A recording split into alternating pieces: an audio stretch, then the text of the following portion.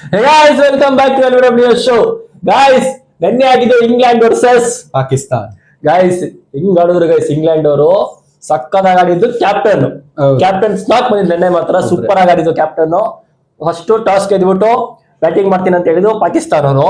Batting ಚೆನ್ನಾಗೇ ಮಾಡಿದ್ರು ಸ್ವಲ್ಪ, ಆದ್ರೆ ಬೇಕಾಗಿರೋ ಕಟ್ಟಾಗಕ್ ಆಗ್ಲಿಲ್ಲ ಅವ್ರ ಕೈಲಿ. ಆಕ್ಚುಲಿ ಇನ್ನೊಂದೇನಂದ್ರೆ ಎಲ್ಲರೂ ಕಾಂಟ್ರಿಬ್ಯೂಟ್ ಮಾಡಿದ್ರು ನೆನ್ನೆ. ಹೌದು, ಫರಾನ್ ಮಾಡಿದ್ರು and also Babar Azam start ಚೆನ್ನಾಗಿ ಮಾಡಿದ್ರು. Jofra Archer back to back boundaries ಹೊಡೆದ್ರು. ಬಟ್ ನೋಡಿದ್ರೆ ಲಾಸ್ಟ್ ಅಲ್ಲಿ ಅದೇ ಕತೆ. ಅವರು ಏನ್ ಅನ್ಕೋತಿದ್ದಾರೆ ಅಂದ್ರೆ, ಅವರು ಎಂಡ್ ಆಫ್ ದಿ ಇನ್ನಿಂಗ್ಸ್ ಅವ್ರಿಗೆ ಟೆಸ್ಟ್ ಇನ್ನಿಂಗ್ಸ್ ಆಡಿದ್ರೆ ಖುಷಿ ಸಮಾಧಾನ ಇರಲ್ಲ.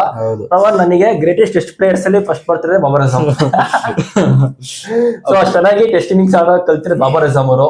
ಸೊ ಅವ್ರಿಗೆ ಟೆಸ್ಟ್ ಟೀಮ್ ಅಲ್ಲಿ ಚಾನ್ಸ್ ಸಿಕ್ತಿಲ್ಲ ಅಂತ T20 ಟೆಸ್ಟ್ ಆಡ್ತಿದ್ದಾರೆ. ಅಂಡ್ ಆಲ್ಸೋ ಫಕರ್ ಜಮಾನ್ ಅವ್ರನ್ನ ಹೋದ್ ಮ್ಯಾಚ್ ತಗೊಂಡ್ಬಂದ್ರು. ಹೋದ್ ಮ್ಯಾಚ್ ಅಷ್ಟೊಂದು ಪರ್ಫಾರ್ಮ್ ಮಾಡಿಲ್ಲ, ಡಿಸೆಂಟ್ ಇನ್ನಿಂಗ್ಸ್ ಆಡಿದ್ರು. ಬಟ್ ನೆನ್ನೆನೂ ಚೆನ್ನಾಗಿ ಆಡಿದ್ರು. ಆಕ್ಚುಲಿ 21-28 ರನ್ಸ್ ಏನೋ ಹೊಡಿದ್ರು. ಅಂಡ್ ಆಲ್ಸೋ ಶದಾಬ್ ಖಾನ್ ಅವ್ರು ಮಸ್ತಾಗಿ ಆಡಿದ್ರು, ಒಳ್ಳೆ ಕಾಂಟ್ರಿಬ್ಯೂಷನ್ ಕೊಟ್ರು. 11 ಬಾಲ್ 28 ರನ್ಸ್ ಏನೋ.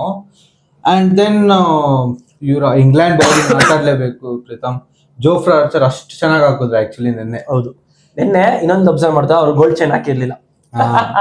ಆಕ್ಚುಲಿ ಯಾರೋ ಕಮೆಂಟ್ರಿ ಅಲ್ಲಿ ಹೇಳ್ತಿದ್ರು, ಅದ್ ಗೋಲ್ಡ್ ಚೈನ್ ಹಾಕ್ಬೇಡಿ, ವೆಯ್ಟ್ ಜಾಸ್ತಿ ಆಗ್ಬಿಡುತ್ತೆ, ಕರೆಕ್ಟ್ ಆಗಿ ಬಿಡಲ್ಲ ಅಂತ. ಗೈಸ್ ಗೋಲ್ಡ್ ಚೈನ್ ಆಗ್ತಿರತ್ತೆ, ಬರೀ 20 ರನ್ ಅಷ್ಟೇ ಕೊಟ್ಟಿರೋದು. ನಿನ್ನೆ ಒಳ್ಳೆ ಬೌಲಿಂಗ್ ಮಾಡಿದ್ದಾರೆ, 2 ವಿಕೆಟ್ ಕೂಡ ತೆಗ್ದಿರೋದು. ಆಮೇಲೆ ಓವರ್ 10 ಕೂಡ ಒಳ್ಳೆ ಬೌಲಿಂಗ್ ಮಾಡಿರೋದು. ಆಕ್ಚುಲಿ ಲಿಯಮ್ ಡಾಸನ್ ಮ್ಯಾಚ್ ನೇ ಚೇಂಜ್ ಮಾಡ್ಬಿಟ್ರು. ಒಂದೇ ಓವರ್ ಅಲ್ಲಿ 2 ವಿಕೆಟ್ ತಗೊಂಡ್ಬಂದ್ರು, ಒಂದೇ ಓವರ್ ಅಲ್ಲಿ. ಆಮೇಲೆ ಆದಿಲ್ ರಶೀದ್ ಕೂಡ 1 ವಿಕೆಟ್ ತೆಗ್ದಿ. ಆದಿಲ್ ರಶೀದ್ ಅವ್ರದ್ದು 3rd ಓವರ್ ಆಗಕ್ ಬರ್ತಾರೆ Pritam. First ball no ball plus single ಕೊಟ್ಬಿಡ್ತಾರೆ ಆದಿಲ್ ರಶೀದ್. ಯಾಕಂದ್ರೆ ಲೆಗ್ ಸ್ಪಿನ್ನರ್ ಬಂದು ರೇರ್ ನೋ ಬಾಲ್ ಹಾಕೋದು. ಹೌದೌದು, ಓಕೆನಾ. ಅವರು ಸರಿ ಆಯ್ತು ಹೊಡೆದ್ಬಿಡ್ತಾರೆ ಅನ್ಕೊಂಡಿದ್ದೆ. ಅದು ಫಕರ್ ಜಮಾನ್ ಲೆಫ್ಟ್ ಹ್ಯಾಂಡರ್ ಇದ್ದಿದ್ದು. ಎಷ್ಟು ಚೆನ್ನಾಗಿ ಆಗ್ತವ್ರ ಅಂದ್ರೆ 65 ಕಿಲೋಮೀಟರ್ಸ್ ಪರ್ ಸ್ಪೀಡ್ ಅಲ್ಲಿ ಆಗ್ತವ್ರೆ. ಕಮ್ಮಿ.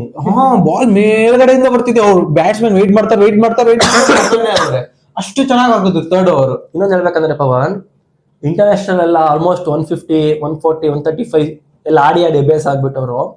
ಸ್ಲೋ ಬಾಲ್ ಹಾಕಿದ್ರೆ ಮಕ್ಕರ್ ಆಗ್ಬಿಡುತ್ತೆ, ಅಲ್ಲೇ ಔಟ್ ಆಗುತ್ತೆ. ಜಾಸ್ತಿ ಬರೋದು ಬಾಲೇ ಸ್ಲೋವರ್ ಬಾಲ್ಗಳು.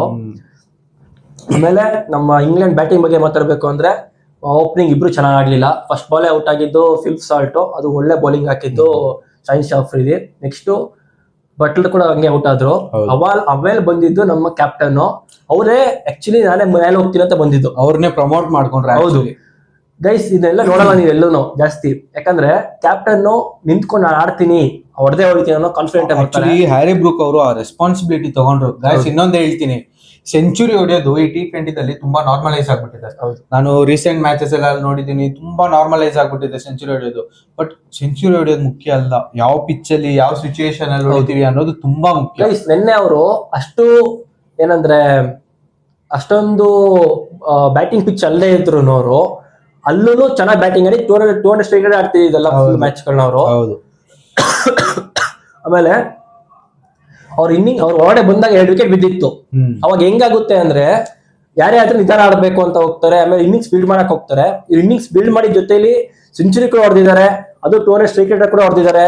ಜೊತೆಲಿ ನಿಂತ್ಕೊಂಡು Sam Karan guys, Sam Karan ಅವರು ನಿಂತ್ಕೊಂಡ್ ಕಡೆ ನಿಂತಿದ್ರು, 16 ರನ್ಸ್ ಹೊಡೆದ್ರು. ಸ್ಕೋರ್ ಗೆಳೆದ್ರೆ ತುಂಬಾ ಕಡಿಮೆ ಅನ್ಸುತ್ತೆ, ಬಟ್ ಆ ಸಿಚುಯೇಷನ್ ನೋಡಿದ್ರೆ ನಾವು ನೆನೆ ಫುಲ್ ಮ್ಯಾಚ್ ನೋಡ್ತಿದ್ದೋ, ನಮ್ಗೆ ಅನಿಸ್ತು ಓಕೆ ಇವ್ರು ಕರೆಕ್ಟ್ ಆಗಿ ಒಂದು ರೋಲ್ ತಗೊಂಡು ಆಂಕರ್ ರೋಲ್ ಮಾಡ್ತವ್ರೆ ಅನ್ಸ್ತು. ಅವರು ಅಲ್ಲಿ ನಿಂತಿದ್ಕೇನೆ ಈ ಕಡೆ ಯಾರಿಗೆ ಹೊಡೆಯಕ್ಕಾಗಿದ್ದು.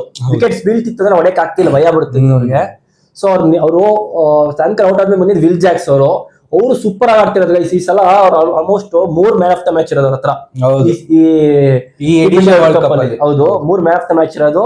ಬಟ್ ಫಿನಿಶ್ ಮಾಡ್ಕೊಟ್ರು ಲಾಸ್ಟ್ ಓವರ್ ಔಟ್ ಆಗ್ಬಿಡಲ್ಲ ಎಲ್ಲ ಬಕ್ಕರ್ನಿಗೆ ಇಲ್ಲಿ ಸೋತೋಗ್ಬಿಡ್ತಾರ.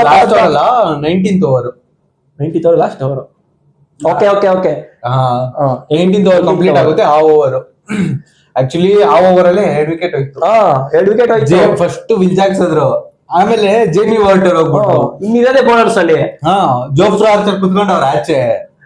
ನನಗೆ ಫುಲ್ ಬಾಯಿ ಬಂದ್ಬಿಟ್ಟಿತ್ತು. ಅವಾಗ ಬಂದಿದ್ದು ನಮ್ಮ ಆರ್ಚರ್ ಭಯ್ಯ ಬಂದ್ಬಿಟ್ಟು ಫೋನ್ ಹೊಡ್ಬಿಟ್ಟು ಗೆಲ್ಲಿಸ್ಕೊಟ್ಟೆ. ಆಲ್ಮೋಸ್ಟ್ ಗೈಸ್ ಇಂಗ್ಲೆಂಡ್ ಕ್ವಾಲಿಫೈ ಆಯ್ತು ಅಂತ ಅನ್ಕೊಳ್ಳಿ. ಇಲ್ಲ, ಕ್ವಾಲಿಫೈ ಬಂತ ಆಗ್ಲೇ, ಅಂತ ಬಂದ್ಬಿಡ್ತಾಗ್ಲೇ. ಅಂಡ್ ಆಲ್ಸೋ ಸಿನಾರಿಯೋ ಇವ್ರಿಗೆ ಪಾಕಿಸ್ತಾನ ಅವ್ರಿಗೆ ಬಂದು ತುಂಬಾ ಕಷ್ಟ ಇದೆ. ಆಕ್ಚುಲಿ ಮ್ಯಾಥಮೆಟಿಕಲ್ ಆಗಿ ಪಾಸಿಬಲ್, ಬಟ್ ಎಲ್ಲಿ 2 ಗೇಮ್ ಆಡೋರೆ ಒಂದೇ ಪಾಯಿಂಟ್ ಇರೋದು, ಕಷ್ಟ ಆಗ್ಬಿಡುತ್ತೆ. ಆಮೇಲೆ ನ್ಯೂಜಿಲೆಂಡ್ ಕೂಡ 50 ಮ್ಯಾಚ್ ಇರೋದ್ರಿಂದ ಅವರು ಗೆದ್ರು ಅಂದ್ರೆ ಅವ್ರ ಸ್ಥಾನ ಪಕ್ಕ ಆಗ್ಬಿಡುತ್ತೆ. ಇವಾಗ ನನಗೆ ಅನಿಸ್ತಂಗೆ ಗ್ರೂಪ್ ಬಿ ಅಲ್ಲಿ ಇಂಗ್ಲೆಂಡ್ ಮತ್ತೆ ನ್ಯೂಜಿಲೆಂಡೇ ಒಂಥರ ಟಾಪ್ ಕಂಟೆಸ್ಟೆಂಟ್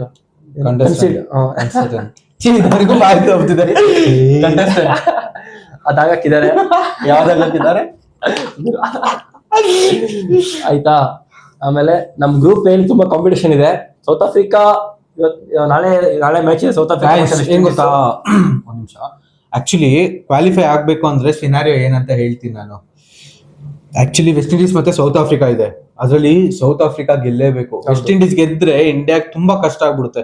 ಸೌತ್ ಆಫ್ರಿಕಾ ಗೆಲ್ಲಬೇಕು, ಆಮೇಲೆ ವೆಸ್ಟ್ ಇಂಡೀಸ್ ಅವ್ರು ಇಂಡಿಯಾ ಜೊತೆ ಆಡ್ತಾರೆ, ಅದ್ರಲ್ಲಿ ಇಂಡಿಯಾ ಗೆಲ್ಬೇಕು. ಅಂಡ್ ನಮ್ಗೆ ಈಸಿ ಪೀಸಿ 2 ಮ್ಯಾಚ್ ಗೆಲ್ಬೇಕು, ಇರೋ 2 ಮ್ಯಾಚ್ ಗೆಲ್ಬೇಕು. ಇವಾಗ West Indies net run rate ಬಂದು 5.6 ಅಲ್ಲಿ ಏನೋ ಇದೆ. 5.6 ಬಿಡು ಪವನ್, ಎಲ್ಲ ಹೊಡಿದಿದ್ದಾರೆ ಅವ್ರ ಕಡೆ ಬಂದವೆಲ್ಲ. ಪ್ರೀತಮ್, ನನ್ಗೆ ಏನ್ ಅನಿಸ್ತಿದೆ ಗೊತ್ತಾ, ವೆಸ್ಟ್ ಇಂಡೀಸ್ ಅವರಿಗೆ ಏನಾದ್ರು ಟರ್ನಿಂಗ್ ಟ್ರ್ಯಾಕ್ ಕೊಟ್ಬಿಟ್ರೆ ಕಷ್ಟ ಆಗ್ಬಿಡುತ್ತೆ ಅನ್ಸುತ್ತೆ ನನಗೆ. ಪವನ್ ಅವ್ರ ಕಡೆ ಲೆಫ್ಟ್ ರೈಟ್ ಕಾಂಬಿನೇಷನ್ ಚೆನ್ನಾಗಿದೆ. ಕಾಂಬಿನೇಷನ್ ಚೆನ್ನಾಗಿದೆ, ಬಟ್ ಎಲ್ಲರೂ ಹೊಡೆಯೋರೇ ಅವರಲ್ಲ. ಅವ್ರು ಯಾರಕ್ಕೂ ಬರುತ್ತೆ. ಹೆಟ್ ಮ್ಯಾನ್ ನೋಡಿದ್ಯಾ ತಾನೆ, ರುದ್ರಫೋರ್ಡ್ ನಿಂತ ಕಾಲಿರೋದು ನೋಡಿದ್ಯಲ್ವಾ. ಆಕ್ಚುಲಿ ಶ್ರೀಲಂಕಾದಲ್ಲಿ ಆಡಿದ್ರು, ಬಟ್ ನನಗೆ ಇಲ್ಲ ಆಡಿದ್ರು ಗೊತ್ತಾ, ಮುಂಬೈ ಪಿಚ್ ಅಲ್ಲಿ ಆತರ ಆಡಿದ್ರು ಅನಿಸ್ತಿಲ್ಲ ನನಗೆ. ನೋಡೋಣ ಏನಾಗುತ್ತೆ ಅಂತ. ಸೊ ಗೈಸ್, ಇದಾಗಿತ್ತು ನಮ್ದು post match review. And also ನಿಮಗೆ ಯಾವ್ದಾದ್ರು ವಿಡಿಯೋಸ್ ಬೇಕಂದ್ರೆ, ನಿಮ್ಗೆ ಯಾವ್ದಾದ್ರು ಇಂಟ್ರೆಸ್ಟ್ ಇದ್ರೆ ಈ ಮ್ಯಾಚಸ್ ಅಲ್ಲಿ ನಮ್ಗೆ ಕೇಳಿ, ಕಮೆಂಟ್ ಅಲ್ಲಿ ಹಾಕಿ. ನಾವು ಅದನ್ನ ನಮ್ ಬೆಸ್ಟ್ ಟ್ರೈ ಮಾಡ್ತೀವಿ ನಾವು ಕೊಡಕ್ಕೆ ಆಕ್ಚುಲಿ. ಓಕೆ ಗಾಯ್ಸ್, ಇದಾಗಿತ್ತು ನಮ್ದು post match review. See in the next video. Bye.